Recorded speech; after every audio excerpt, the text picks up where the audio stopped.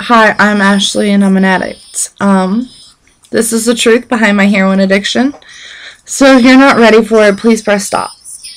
Um, this is supposed to be my lead, so I'm supposed to tell you what it was like, how it was, and what it's like now. I'm 29 years old. I was born in Cincinnati, Ohio. I am the youngest of 5, so I have 4 wonderful older brothers. My dad, when I was younger, struggled with alcohol. My parents did argue over it, but they're still married and they're getting ready to celebrate their 32-year anniversary. So I'm not going to sit here and give you some sad backstory about how my childhood was horrible or anything like that, because growing up, I had absolutely everything I could want. I never went without. My parents taught me right from wrong. They taught me that drugs were bad. They taught me not to do them. In fact, my parents decided they wanted to move from Cincinnati, Ohio to Fayetteville, Ohio, because they were concerned about the people I was running around with, and they were worried that I was going to get into drugs.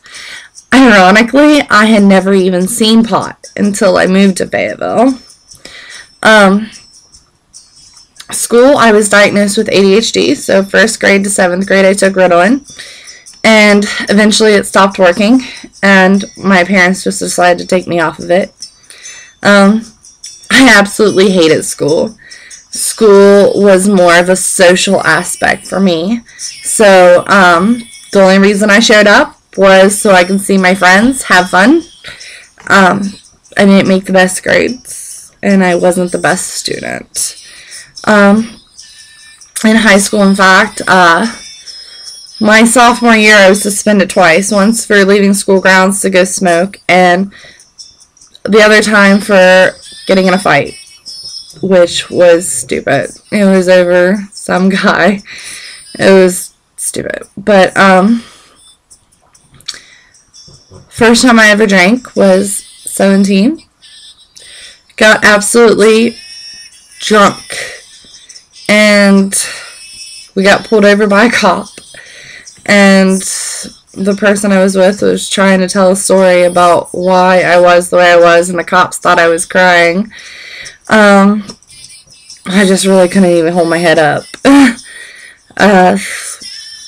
After that, I tried methamphetamines for the first time at 17. I tried it because the guy I was with for my 7th grade year all the way up to my junior, senior year off and on. He was on meth, and I really wanted to see what the big deal was, and I hated it. I had been up for 3 days.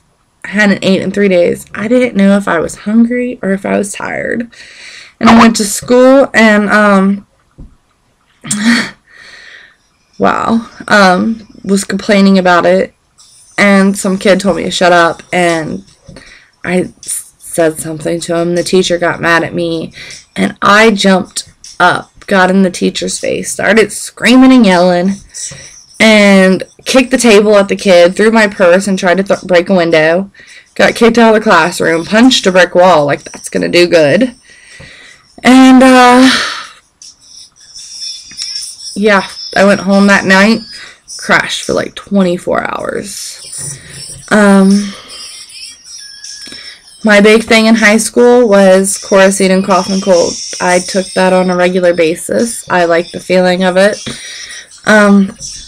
Just thought it was fun.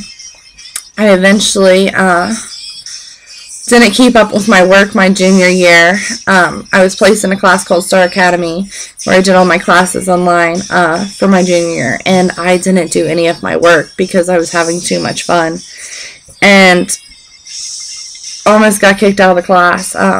They didn't let me come back in it my senior year, and I went and asked the teacher why, and he just said because I only earned 2 credits while in that class, and I somehow talked my way back in there, and by the grace of God, I graduated 2004. I had to earn like 16 credits my senior year just to graduate, If it wasn't for that teacher letting me back in that class, I would be a high school dropout. After I graduated, I moved down to my parents' house and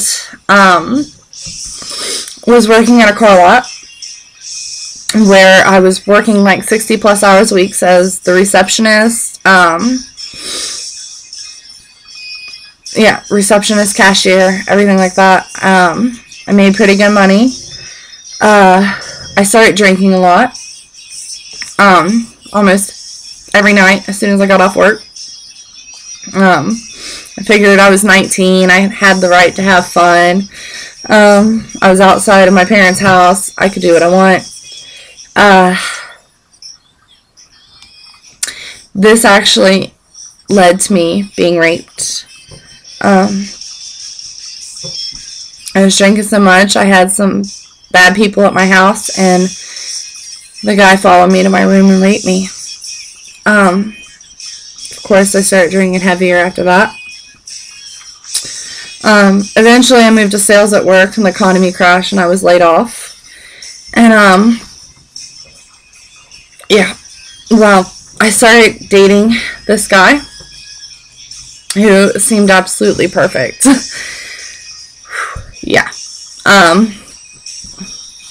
He started staying with me, and I was falling behind on rent, and he told me it would just be a good idea just if I moved in with him and his parents. So that's what I did. Absolutely drove me crazy living with them. I did not know it was going to be like that, and I told him if we didn't get our own place that I was moving out. Let's go back. While I was with this guy, I was still drinking. He was actually 21. I just turned 20, and I was drinking on a regular basis, and he looked at me one day and told me I was a drunk, and he could not have me around his kid, so I stopped drinking altogether. And basically devoted my time to him. But we went and we moved in with his parents, and eventually, about 6 months later, we went and bought our own house. That's when things seemed to change with us. We went to get visitation rights to his daughter, and he ended up getting temporary custody.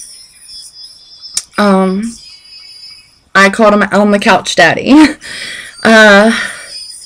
It seemed like I was taking on all the responsibilities, and all he did was go to work, and I was expected to take care of his kid, clean the house, have his dinner ready, have his clothes washed, have his clothes laid out for him.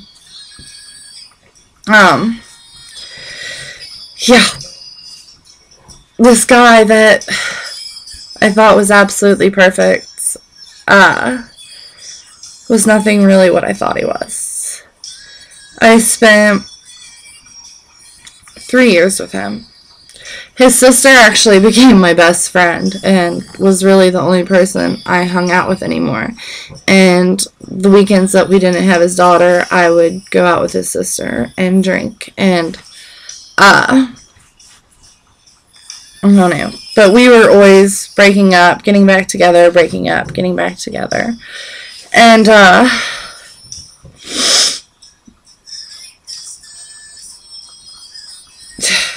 sorry.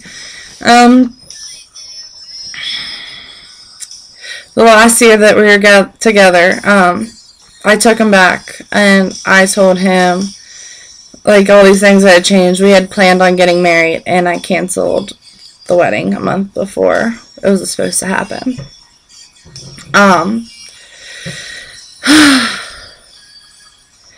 We went and got his tattoo covered up of his ex's name, and that was supposed to be like a great day. But when we got home, and my parents gave me a call, and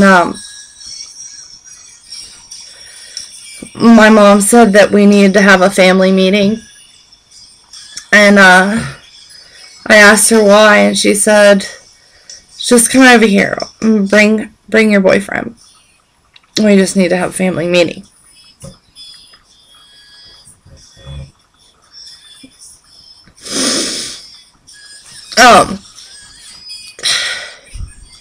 The guy I was with asked me what I thought it could be, and I told him it was my brother Marcus. And he said, "How do you know?" I said, "I've always known."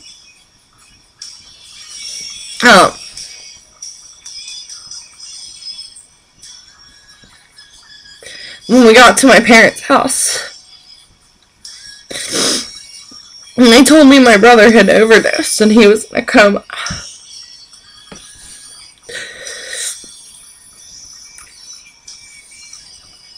And my world fell apart that day. That was my best friend. The only one that seemed to understand me out of the family. And, we were trying to make arrangements to go down there, and we waited the night before, and then the doctors called the next day, and they said we needed to get down there immediately. So, me, my mom, my dad, my brother Michael, we all piled in the car and drove to Florida.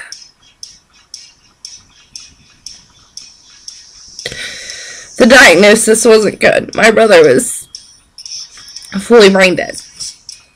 He had overdosed on methadone, and we had to remove my brother from life support. And that was November 13th, 2007.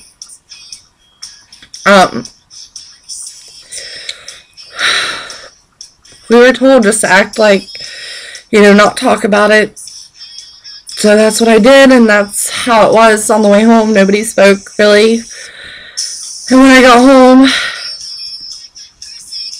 the guy I was with, I guess I was still in that mode, not talking about it. And I was showing him what I got his daughter because she wouldn't understand why I left or why I was upset. So I bought her something while I was gone. And he tried to get me to sleep with him. And I was like, seriously, my brother just passed away. So I asked for a week to get myself together. A week to not to have to take care of him. A week not to have to take care of his daughter. And he said, fine. He just said, I thought it didn't really bug you. How can it not bug you? Like, anybody that loses a family member, it's going to bug him. But he thought it didn't bug me. 2 days later, he ended up getting pink eye. And, looks at me and asked me to put eye drops in. And I kind of just sighed. Just because I was so stressed out. And he looks at me and says, I'm sorry your effing brother died, but I'm physically sick. From that moment on, I hated him.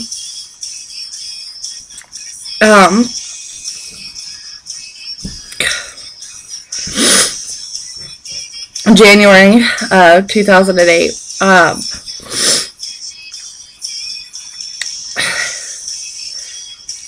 I had to go to the hospital for internal bleeding to the uterus and was placed on bed rest, and due to something he did. And he comes in with a laundry basket full of clothes and told me the doctors didn't tell me I had to be a lazy ass and to get up and do the laundry. And that was the day I ended my 3-year relationship and moved back in with my parents. And I don't know. I say that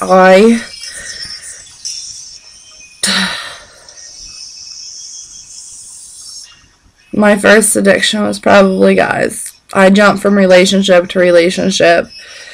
And the more screwed up the guy was, the happier I was. I don't know if I was trying to save somebody, but it never worked.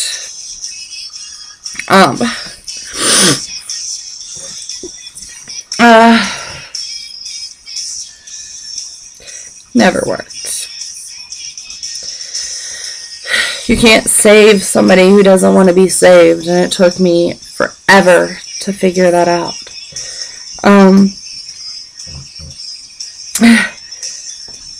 March 2010, I ended up getting this weird eye condition called orbit pseudotumor, and it's where the muscles behind my eyes swell and push my eye out of socket. And I was taken to the hospital, and they thought I was like beat, and they gave me morphine, and I can remember it rushing through my veins, and I really liked the feeling. And I wasn't in pain at the hospital, but the entire 3 days that I was in there, I had that morphine every 4 hours. Leaving the hospital, I was put on pain medication, and I started taking those, and it was Vicodin, and it seemed like the more I took, the more talkative I was.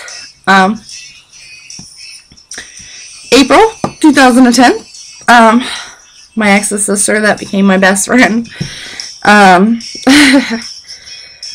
we had started talking again. She had stopped talking to me for like 6 months due to her boyfriend or some reason, but in fact it was because she was on heroin and she didn't want me to know about it, but her boyfriend went to jail, and I guess she thought it was okay to contact me, and I had already heard about her heroin addiction through the grapevine, and I started hanging out with her again, and eventually she like came out and told me, and I said I know, and I tried to be supportive to her.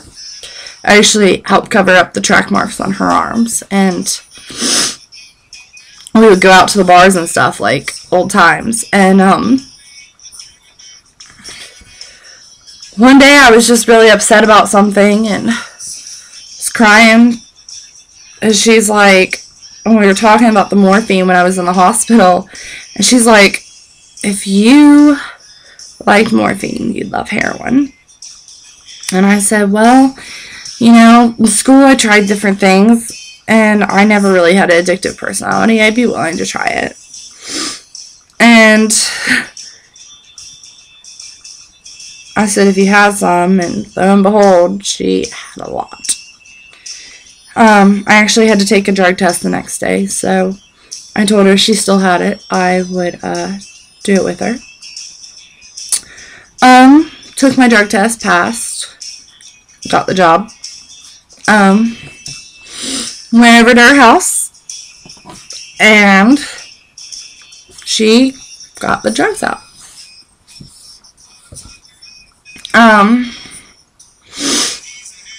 I watched her mix it up, pull it up, and I turned my head and she shot me up for the first time.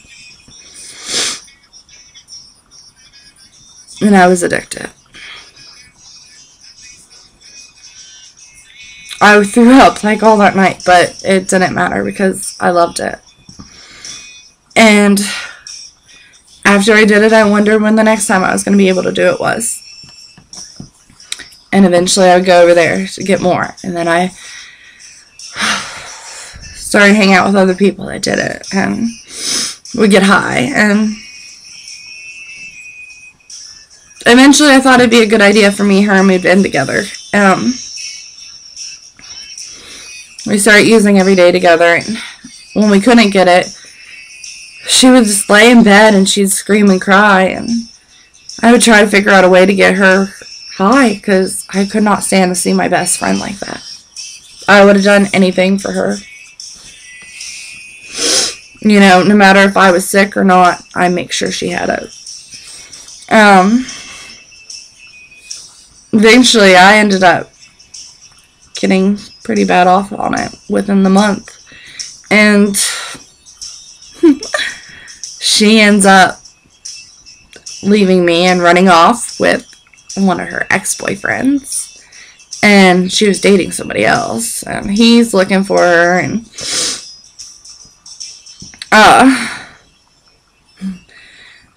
I ended up having a seizure in the bathtub. Nobody there. But it did help me get clean. But actually a friend came up and he tried to help me wean off with some pills, and eventually I got clean. She ended up showing back up, and I got through all the dope sickness, and she was telling me how sick she was, and I ended up getting her Oxycontin, and I was like, I'm done with the heroin. And she's like, oh, me too. So she did the Oxycontin, and next thing you know, she's calling her ex-boyfriend again, and she's in her kitchen shooting up dope, and passing out on the floor, making out with her ex-boyfriend. And I wanted to get high after I seen her get high. And I was like, save me some. So they said they did, and I ended up doing one of their rinses, but it didn't get me high. And it actually sent me back into withdrawals. So I started vomiting all through that night. So she called the guy she was with, and he ended up getting me a pain pill. And I stopped using. So I used from April to May 27th of 2010. June 5th, I met this guy. Well, it was actually my friend's boyfriend's brother. We ended up sleeping together. I can remember running to the bathroom and being like, oh my god, I'm going to end up pregnant by a heroin addict. This is going to be my punishment. I'm going to end up pregnant by this heroin addict who's going to leave me, and he's going to go back to his ex-wife, and I'm going to be all alone. Ding, ding, ding. I was right. I counted down the days, and finally, June 5th is when I slept with him. July 3rd, 2010, I took a pregnancy test. Came back positive.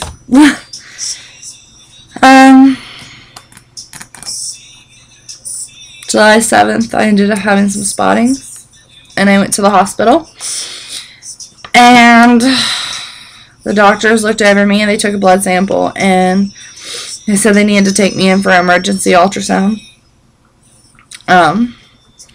So they did this ultrasound, and the doctors asked me if I had taken any hormones or anything like that, and I said no. And she says, does twins run in your family? And I said, yeah. And she says, I thought so. And she flipped the monitor towards me.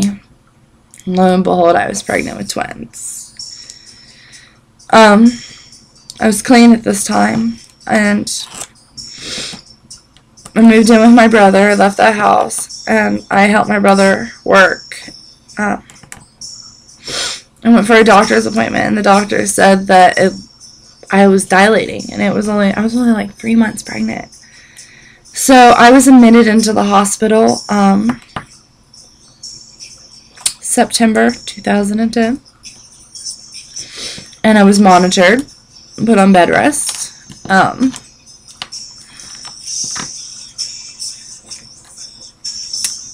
asked to be transferred to University of Cincinnati, as I heard that was the best NICU around. When I got transferred to University of Cincinnati, they said that I can go home for a few weeks. I thought I was going to make it home, and I could be home for Thanksgiving. No. I went back in like 2 weeks later, and the doctor said I had a 50-50 chance of going into labor, that my daughter literally just kicked him, and that I was 4 centimeters dilated. So, I got admitted back into the hospital, and,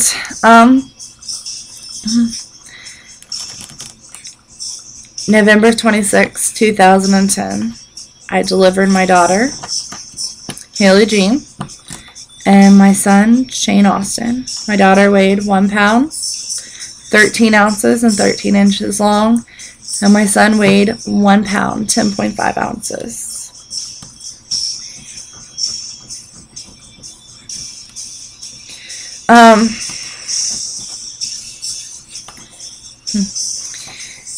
They were so tiny. And my son was really sick. And the doctors were telling me that the chances of him making it was not very good. But my daughter was doing exceptionally good. To protect myself, I kind of pulled away from my son because I was worried about getting hurt. You know, I didn't want to get too close. I mean, I spent some time with him, but not as much as my daughter. My daughter, I was able to change her diapers. I was able to feed her. I got to hold her at 3 days old, you know, because she was breathing on her own. She was perfect. And, well, first off, I ended up getting sick. I ended up getting an infection in my C-section, and the doctors had to reopen me, and they kept me in the hospital for 3 days. And in that 3 days, my daughter got RSV. And, was placed in a separate room by herself and had to be put back on a ventilator. And that sucked. So in that process, they had to, my daughter started having A's and B's, where they, put her back on a ventilator, so her heart rate started dropping again. So they, every time she fed, they decided to put her on continuous feeds.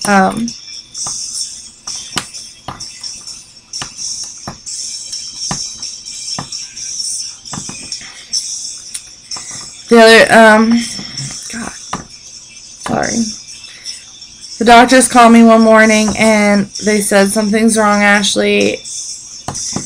Haley is just not doing well and we're not sure what's going on. And, you know, so eventually the doctors called me back and they said, Haley's declared herself. And I said, what do you mean?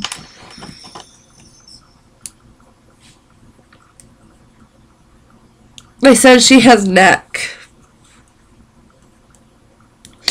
And she was having to be transferred from university to Cincinnati Children's. Neck is where the food don't digest in your stomach, and it basically turns to like a bio. And she had a whole rupture and leaked out into her stomach.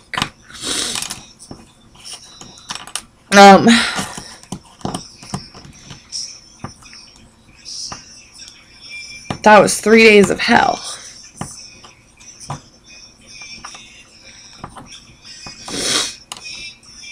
I thought my daughter was going to get better, but she didn't. I had to take my daughter off life support. December 20th, 2010. I lost my daughter.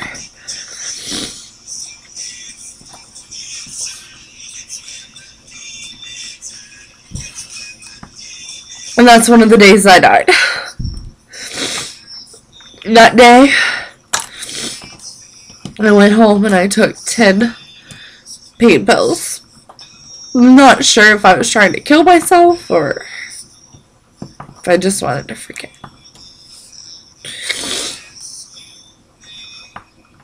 I eventually just started going crazy.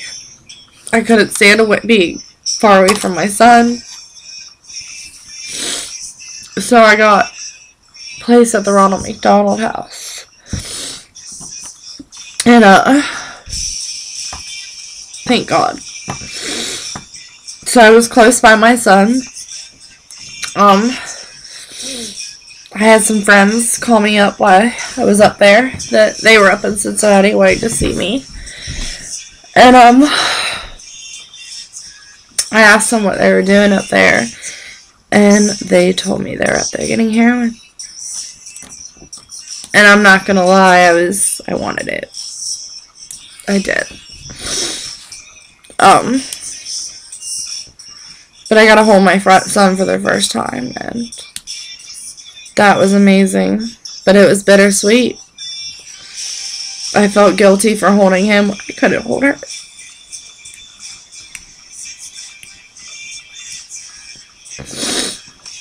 I felt bad for being happy. So, I started hanging out with these friends that came up to visit me. And, we were gonna get drugs one day, and I was gonna give them a card so they can get it, and I was gonna do it with them. But, the wait was too long, and I got a guilty conscience, and I didn't do it. The opportunity eventually presented itself again. One of those friends came up, and I was going to give him some Newport Aquarium tickets, and he said I was told not to give this to you or let you see it, but I think you deserve it. In my head, I did. I justified it because I felt like I didn't have to feel this way. I had just lost my kid, and there was my solution of feeling this feeling to go away. That was my solution, and I got high. And I went on binges.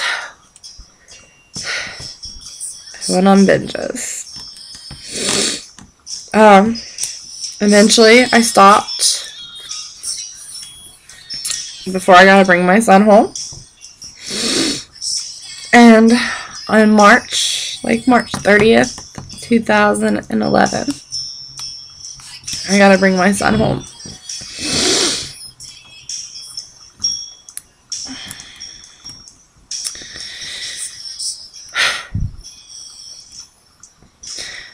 See, I struggled when I brought my son home with postpartum psychosis. I was literally crazy. No mother should ever have the thoughts that I had.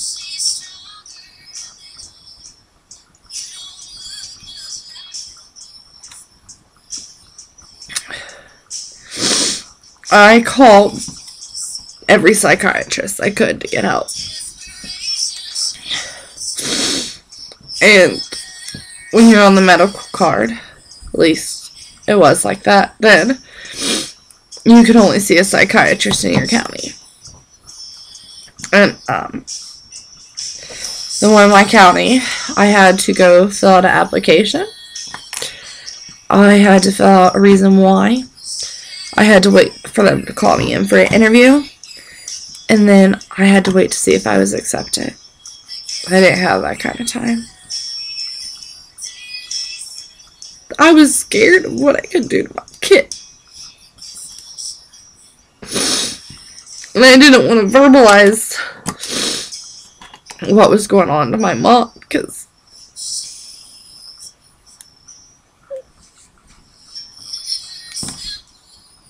no mother should think like I did. I went to my family doctor and I told her, and she prescribed me a thing that was like Benadryl called hydroxyzine, and it didn't help me at all. I moved in with this guy, and if it wasn't for him, I don't know what I would have done. But I would struggle with my kid. He would tell me to take walks, and my mom thought these episodes was because of drugs, but I wasn't on drugs. But eventually, I ended up starting to use, and I used to cover up the symptoms I had. So I'd only use like once or twice a week. Eventually, that didn't last very long. I met another guy, different guy, because there's always a guy. And we got high together. he started bringing drugs to my work for me. And eventually I was hooked again. It was every day. And it wasn't long until his money ran out, my money ran out, and I was robbing my parents. I would steal jewelry to help pay for mine and his habit, and go pawn it, go scrap it, do whatever I had to do to get high.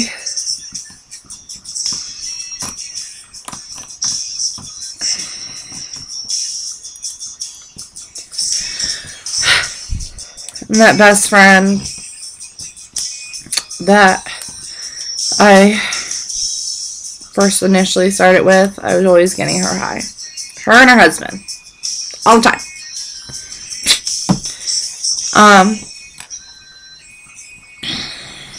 God.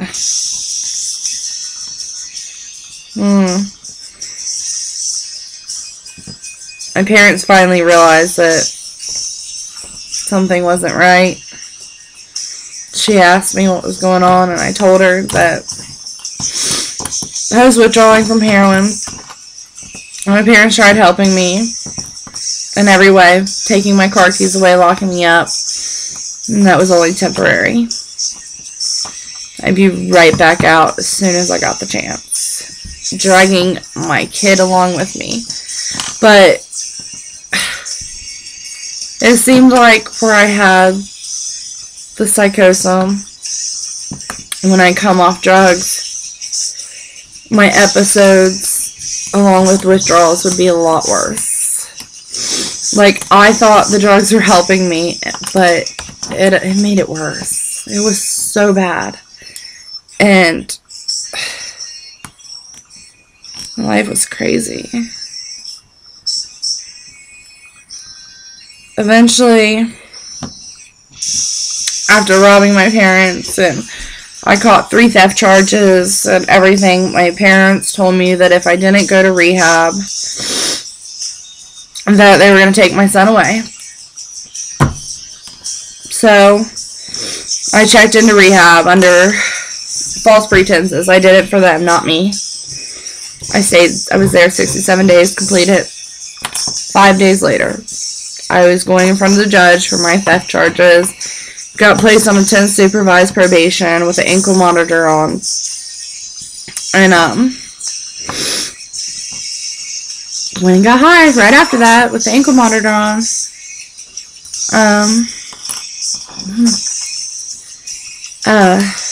Yeah.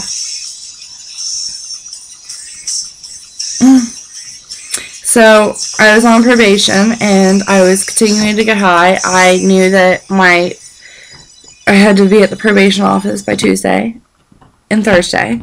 I knew that if I did it Thursday, if I got high Thursday, I could make it to probation and be clean by Tuesday. Again, that only lasted a while. Eventually started failing multiple drug tests. I had to go into an outpatient treatment. And I started failing drug tests there. Eventually I had enough. I caught another theft charge. Had to go in front of my probation officer, tell him I had to get another probation violation. Go for the judge. This day that I was going in front of the judge, my mom wanted to go to court with me, and I was trying to lie to her about why I had court. I was just telling her it was a review of my case. I did not want to tell her I caught another theft charge because I thought they didn't know I was on drugs. Eventually I had to tell her because she wanted to go to court with me. I thought by telling her that I'd keep her from going. And I was really pissed off that she was going. And I was irritated, and my life was crazy, and I was psychotic. And I went into probation. Like, the judge told me, he's like, you know that you only have one more shot. If you fail another drug test, you're going to jail. And, well, I was going to fail that day. So, I went in there, and they handed me the cup to go pee in.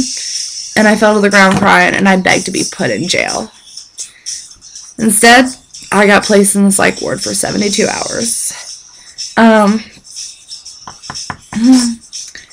I told the psychiatrist everything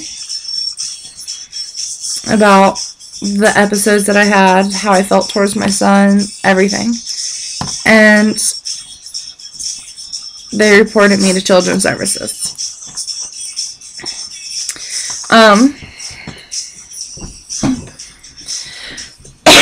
Children's Services placed me on a safety plan. And I stayed clean for a little bit. Passed the first drug test. Said it passed the second one for him. Third one, passed, got taken off the safety plan. I tried avoiding Children's Services showing up at my house in every way I could. One morning they caught me. And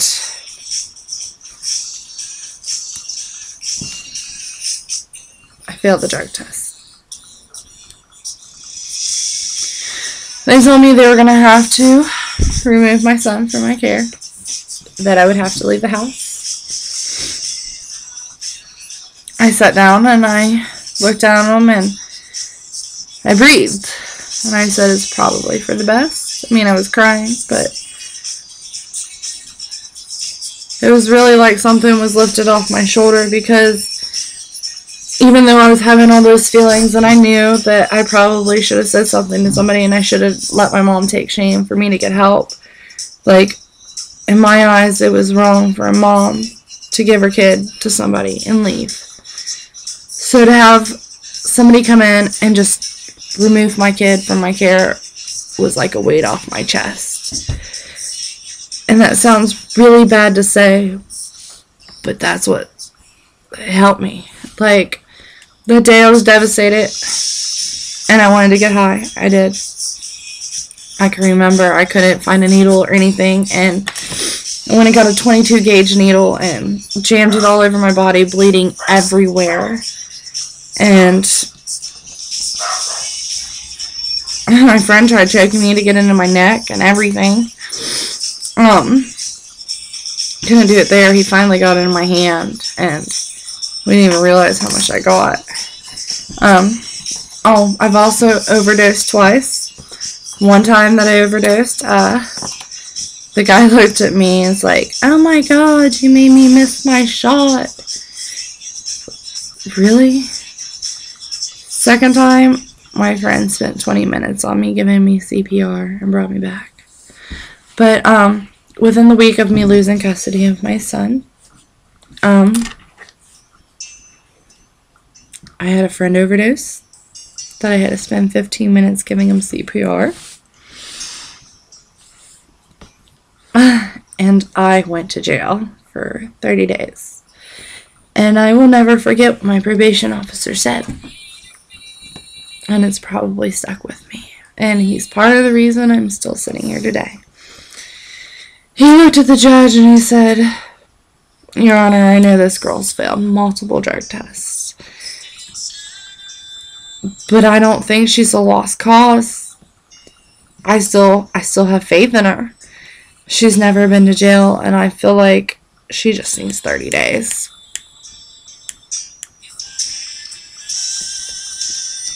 Everybody had given up hope on me, but he still believed in me. And that meant a lot.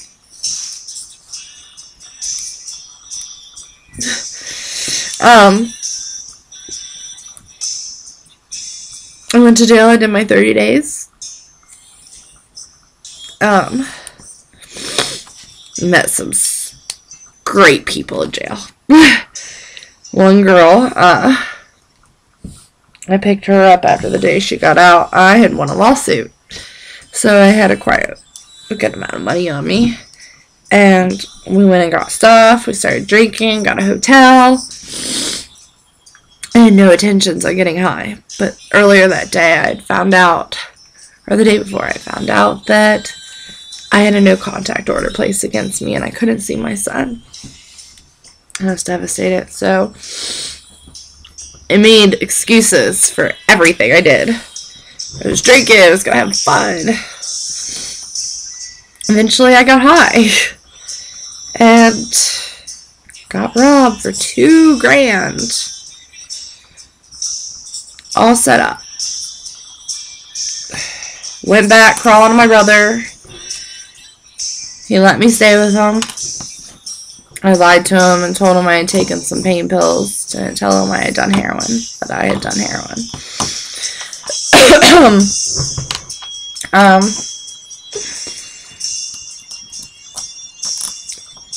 He told me the agreement is that the only time I was allowed out of the house was to go looking for a job. So, of course, I was looking for a job every day. And I was getting high every day. And I was going to AA meetings high, and NA meetings high, and I was a mess. It was a mess. Eventually, Children's Services showed back up to my house to drug test me again, and I failed a drug test again. And they told me I had 2 options. Let go, let custody go to my parents, or I had to go to treatment. Well, once my brother found out I failed the drug test, he told me that I either had to give him the keys to my car and my cell phone, and I wasn't allowed to leave the house, or I needed to leave. Of course, my option was to leave, and I left, which left me with no one. With no one. I was jumping from place to place, relying on people to give me a place to stay, keep me high. And people would let me stay because I had a car and I drove everybody around. Eventually, my car blew up, and all those friends that I counted on disappeared. They didn't need me anymore. I was worthless. I started staying at this guy at a sober living house, and getting high in his bathroom. And I couldn't stay there any longer. He had to tell me I had to go, and I called somebody that I thought could help from NA. And, well, I guess he had relapsed. The person who used to, like, preach NA to me had relapsed and was going to the liquor store drinking. And, eventually went and got some crack cocaine. I was taking Klonopins that he was giving me and snorting them because I was going through heroin withdrawal. And I was passing out. And he's like, you need to do some crack. So I smoked crack for the first time.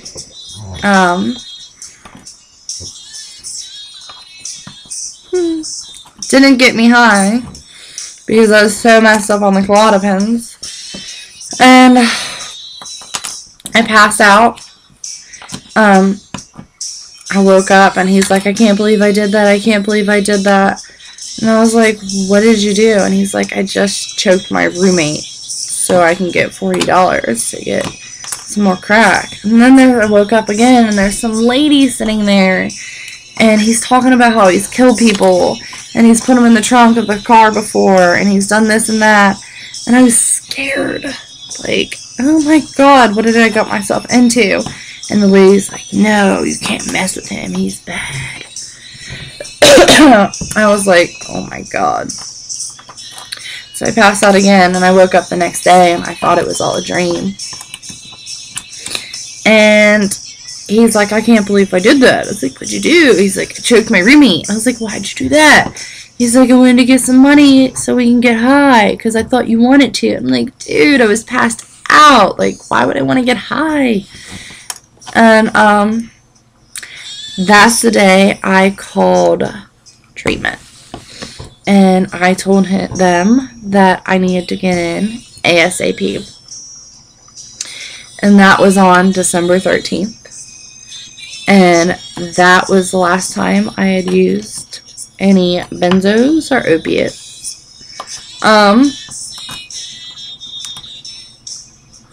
So December 14th was my sobriety date. It was the last time I had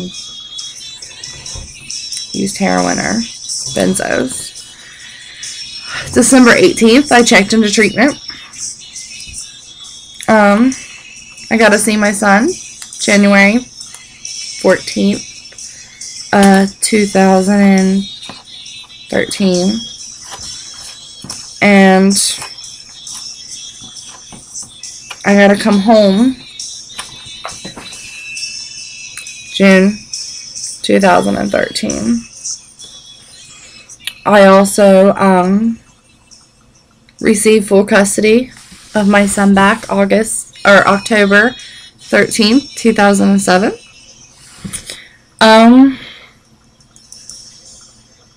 My children's services case has been closed. I have been taking off. I've been placed on non-reporting probation. So, I'm also a full-time college student. And life's good. I'm happy. Life is so much better not on drugs. I thought it was covering up or fixing problems or keeping me from having to feel this stuff. But I'm a lot better now.